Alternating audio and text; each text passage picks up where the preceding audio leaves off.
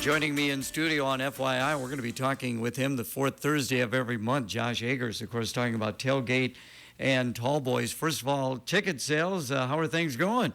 Better than last year. Well, that's good to hear. So far, we're outpacing last year around the same time, about double where we were a year ago, which, was kind of to be expected. Year one, a lot of people didn't know what to think. They either hesitated to buy tickets, weren't sure what it is, wanted to see it first, and then I think this year people are starting to understand how great of a product that was put on last year here in Clinton. And I think what's exciting to see, I was talking with Scott, Mayor Madison, a little bit this morning, 33 states represented so far in ticket purchases, and I think our first one from Canada. So we are definitely getting the word out there. We've had California, Texas, New York. So we've got the entire area surrounded, and it's kind of neat to see.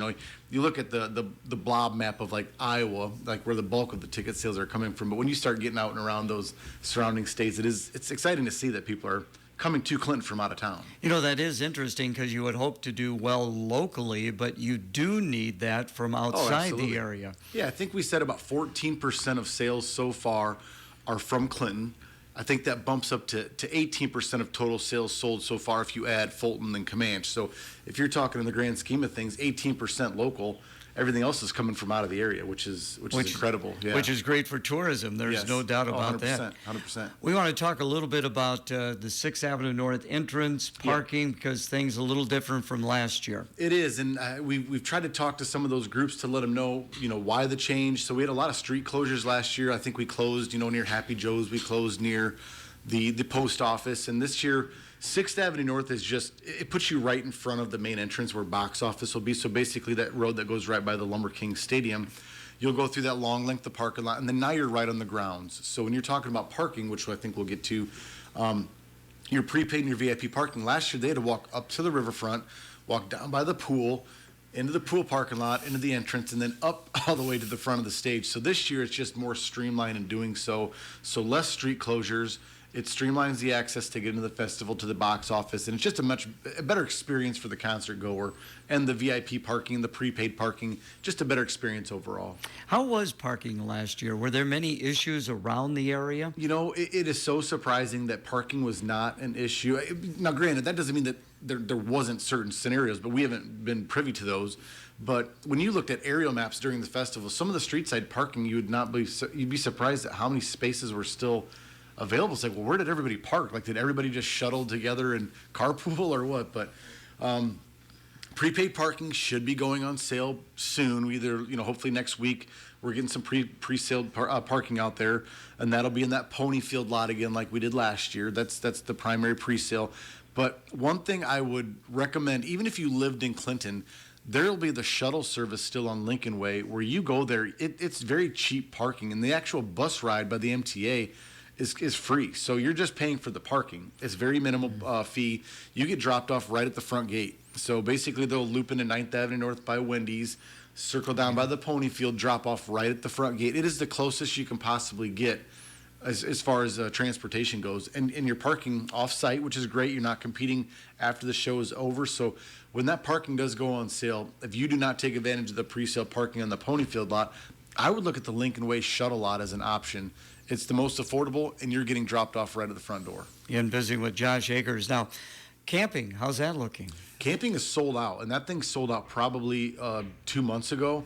So we've been working on bringing some additional locations in, and we think we've got a spot so where that marina parking lot is, where the overflow boats or the trailer boats go in front of the Blue Shop. We will open that up for about another, I think, 30 spots or so here in the next couple weeks. So look for that to go on sale. We anticipate that's going to sell out fast. We've had a lot of inquiries about additional camping, so we'll see how fast that sells, but I would imagine it's going to go right away. Sponsorships, I know, are coming along fairly well, and you started the promotion with the bars. Yeah, bar promo. So to the first point, sponsorships are going amazing. People that sponsored last year have come back either at the same level or doubled some of them, which we appreciate. I think people are starting to see the value in the experience of their sponsorship dollars. It's not this cash grab where it's just like taking your money. Like, you're getting an experience for it, either VIP parking, VIP passes for your staff, your employees, or yourselves to utilize, marketing opportunities. So it really is a good trade out, is a better way to look at it for the experience. So if anybody does want to sponsor, there's still time. They can get a hold of Mayor Scott or myself at our emails, which is available on the City of Clinton's website. We're not hard to find. If you want to have interest, we have a great committee of people out there soliciting different sponsors. So we got a great sponsorship team doing that.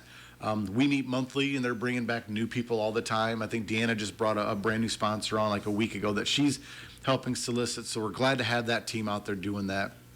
And then the bar promo. So that's a great opportunity for the bars to participate.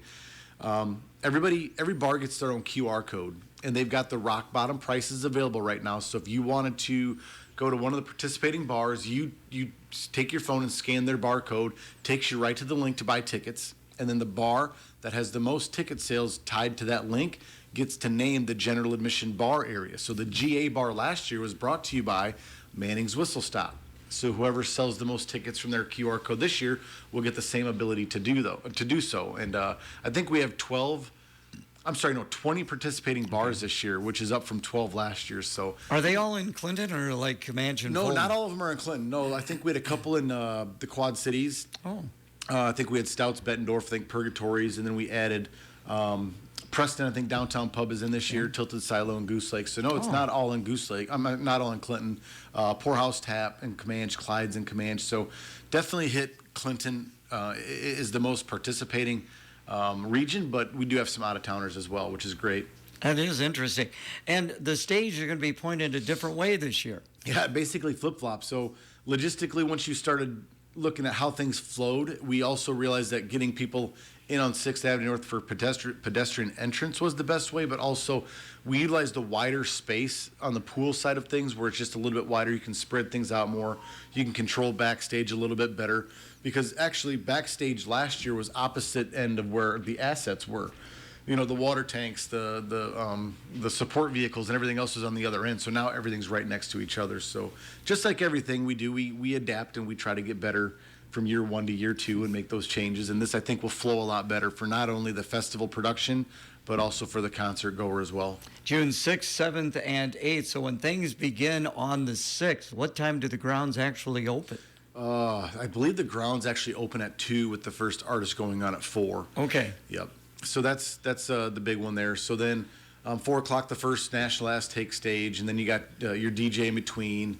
Some different activities and events. You'll have different activation areas, like Wild Rose, I'm sure will be on site with some activation areas. So you can go visit all the food vendors, go visit those activation areas. Last year, I think they had like this 3D circling like a selfie camera that I think Anheuser-Busch or Busch Light put on. So just different things to do. I believe I saw a mechanical bull. I believe there was an escape room. There's just so much fun stuff to do when you know, people always bring up the Riverboat Days comparison, which this is not attempting to be that at all, but it did have a little sense of that when you looked around. It's like, wow, there's a lot of stuff to do here that's not just related to the festival. So hopefully people come and take advantage of it and see the value in supporting your community when you buy tickets to an event like this. You know, it's amazing. There are going to be like a total of 12 acts. You've got the 3 headliners, but then there are 9 additional acts as well. A lot of entertainment. Yeah, so 3 headliners, Thursday, Friday, Saturday. Thursday, you know, kicking off with Jelly Roll, which he's just one of the hottest things out there right now, obviously. But Friday with Bailey Zimmerman, that guy has really swung the pendulum from last year where he was a support guy last year in a lot of shows, but this year he's carrying his own weight. He's got new music coming out. He's got several #1 hits. And then Saturday, obviously, with Shinedown. That just speaks for itself. Multi-platinum award-winning artists, just well-respected, people travel very far to come see them, so we think that they're going to be a great addition to our festival. And, you know, it's always interesting is those acts that precede the headliners in a couple of years or maybe even less, all of a sudden they're headliners. Yeah, you could watch out for Nate Smith on Thursday. He recently had the #1 hit World on Fire. Gosh, that thing was #1 for as long as I can remember. And he just released another song called Bulletproof, which in my mind, which I'm not an expert by no means, but I think you'll see that Bulletproof by Nate Smith be #1 here before too long as well. So they just keep pumping them out, you know, and next thing you know, a year down the road, 2 years down the road, they're your headliner. It's just the way it works. But it's great to see that Clinton can not only get the headliner levels that we have, but also some of these artists that are young and up-and-comers. This may be the festival that gets them off and running. Red Farron is one of those guys that I think of. I heard him on the radio about 8 months ago. His song Jack and Diet Coke really struck with me. He had like a little bit of a Morgan Wallen sound. I'm like, guys, we got to check him out. Next thing you know, he's opening for us. So you give these guys a chance, or gals for that matter, and next thing you know, they're they're rising stars. Here it is, year 2. This is going to be a big year for Tailgate and Tallboys. How do you see things going? Things are going as good as you can expect for this point. The fact that ticket sales are double where they were a year ago. But one thing I need to remind people, you got to go support it. You got to buy your ticket. You got to show up. I mean, it's one thing to say that, sometimes I get tired of hearing that there's nothing to do in Clinton. I always say, well, then you're not doing Clinton right. You take the blinders off. There's so much stuff to do here. Even if you don't like country music, you don't like we've heard all of the things and the reasons why people wouldn't go to something like this. Just go try it. Check it out. For $40, you're getting 3 days, so $50 a day to see some national touring artists in your hometown. Why would you not support that and go check it out? How can people find out more information? TailgateandTallboys.com. Go to the Tailgate and Tallboys Clinton page. Go to buy passes. Everything from merchandise to the clear bags to the tickets to whatever you want is available on that website. Great. Great having you in. We'll talk to you on that 4th Thursday of March as we get even closer. Yep. Thank you.